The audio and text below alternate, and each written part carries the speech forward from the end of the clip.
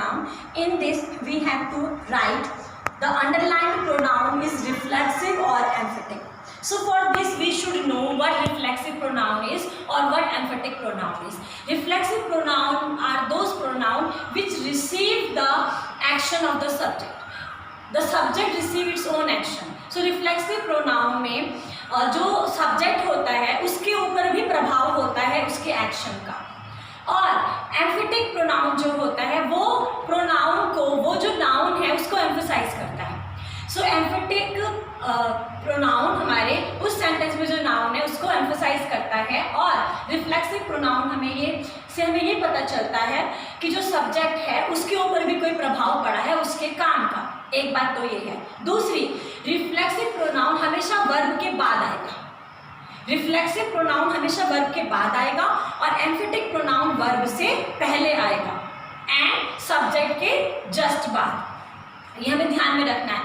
emphatic pronoun comes just after the subject and before the verb. subject के बाद और verb से पहले emphatic pronoun आता है और reflexive pronoun verb के बाद आता है sentence के end. ठीक है, reflexive pronoun sentence में verb के बाद आएगा. अब हमें ये बताना है underline pronouns क्या है, reflexive है या emphatic है. Ritu hurt herself. रितु ने अपने आप को चोट पहुंचाई.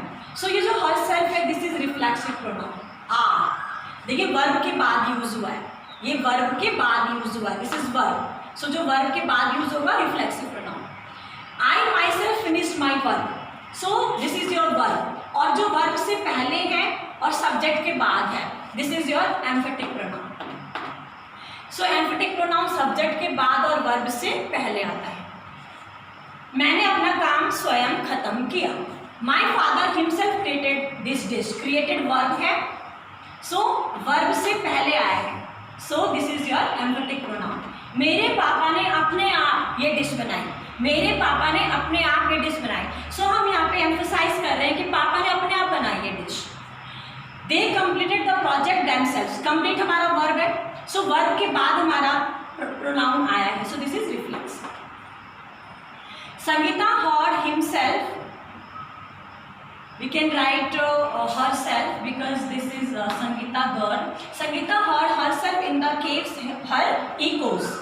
हर करते संगीता ने अपनी आवाज गूंज गुफा में सुनी. अब देखिए heard हमारा verb है, so verb के बाद अगर ये pronoun आ रहा है reflexive तो ये reflexive pronoun है.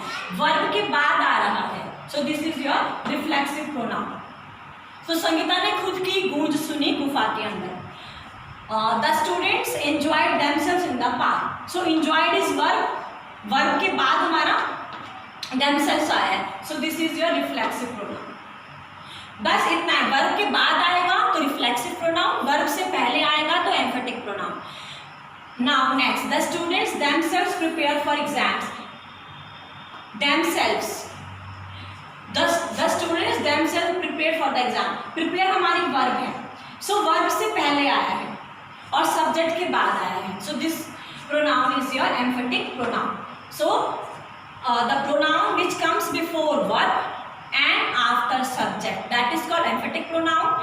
It emphasizes the noun. Reflexive pronoun comes after the verb and it shows the effect on subject कि subject पे उसके क्या असर हुआ है काम का.